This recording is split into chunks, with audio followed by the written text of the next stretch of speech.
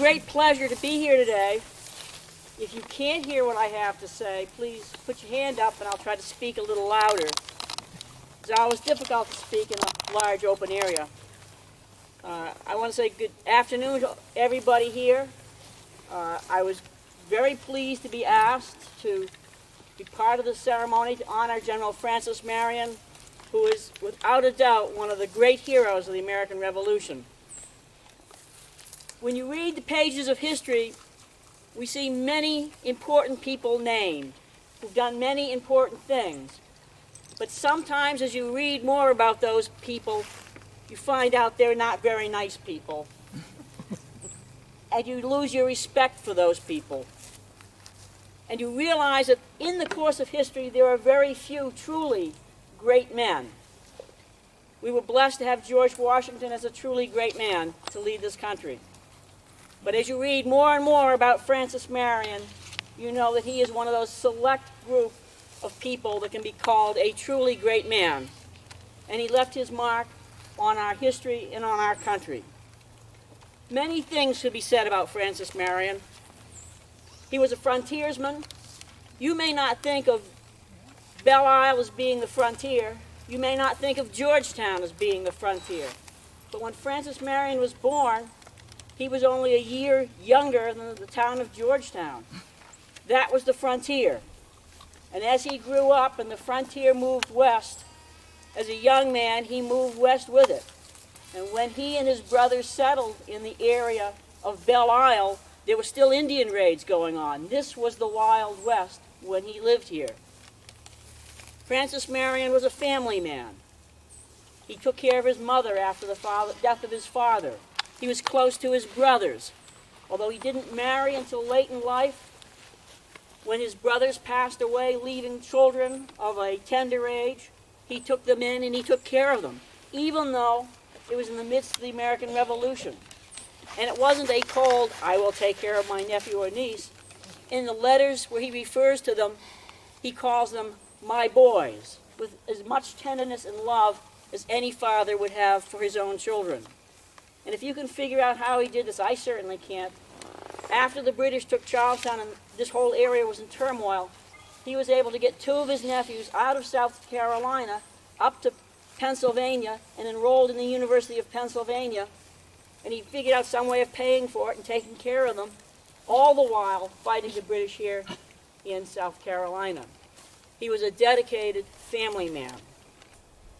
He was a combat veteran before the American Revolution. When there's problems on this area and further west with Indians, he immediately went down with his brothers and they joined up.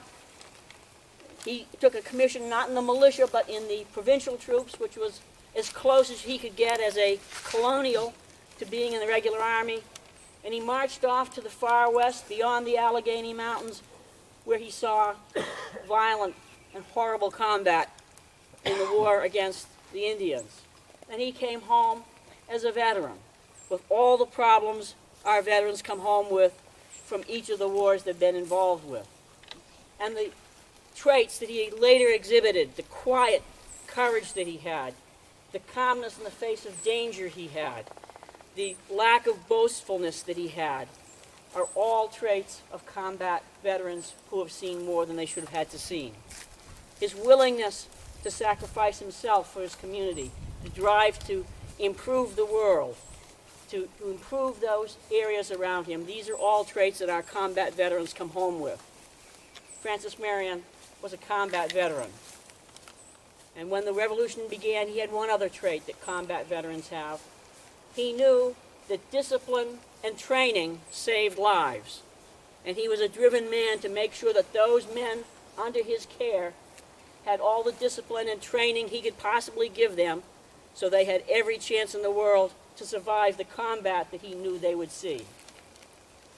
Francis Marion was a visionary. He was, according to his contemporaries, wedded passionately to the cause of liberty. And as we see his life as the war progressed for independence, he had to be passionate about the cause of liberty because all around him, when things got tough, other people gave up and he did not. Now you might say, how can a man who owned slaves be a leader in the drive for human rights, because that's what Francis Marion was. He was a leader in the drive for human rights. Well, you have to think of his time. In his time, slavery was common. In his time in Europe, most of Europe still practiced the serfdom. You had indentured servants. The concept that everybody was entitled to certain human rights was radical.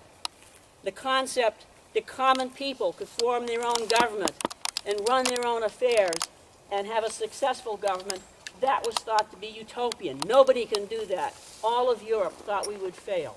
So Francis Marion passionately believed in the Declaration of Independence.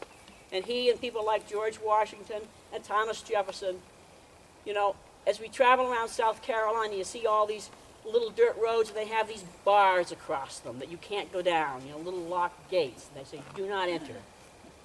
Well, for the first 1,000 or so years of recorded history, the road to civil rights, the road to human rights was barred by one of those fences.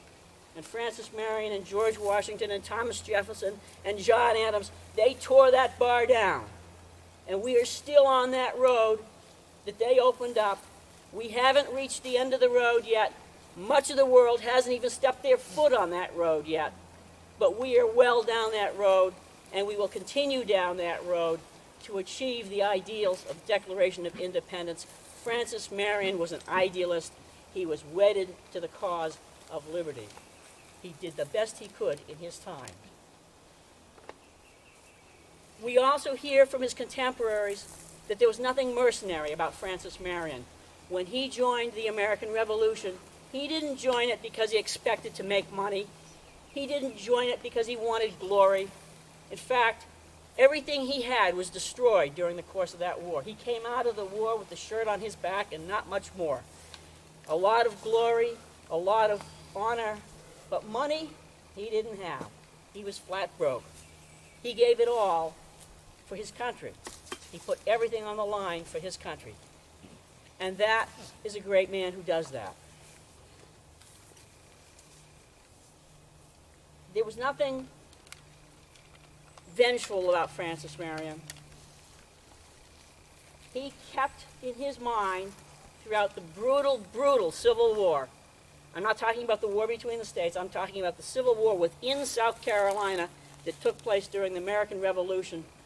A fight that was so horrible that General Greene, when he came down here, said, most men pursue other men like they were wild beasts.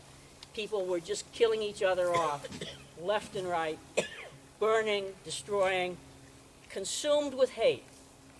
But that consumption of hate never grabbed Francis Marion. He never lost sight of what the prize was. The prize was a civil government run by the people, for the people, just as we had that pledge earlier in this presentation. He was never lured by plunder. He had many opportunities to plunder. In fact, many who served with him wanted him to engage in plundering the farms of those that were their enemies, and he would not do that because he knew when the war was over, we would have to come together. The thing we probably remember most about Francis Marion is what occurred after the fall of Charleston, when the whole world, the American Revolution, seemed to be falling apart. Men and women were running to the Crown to pledge allegiance because the armies of America had been destroyed. And with only approximately 200 soldiers, well, they weren't really soldiers. They were members of the local church. They were teachers. They were masons. They weren't soldiers. And he took these men and he figured out how to beat the British Army with these 200, maybe 300 just plain folks. And he did it because he was a very smart man. He thought about how to do it. He never ran his troops up against an enemy they couldn't win. He never risked the lives of his troops. And as one of his men later said, he waged war not for glory for himself, but in a manner that was safest for us. And because of that, they loved him. And when the war was over, he did something which is generally not remembered, but is probably his greatest glory. When the war was over, he said, the killing has to stop. It's time to reconcile. we have to forgive.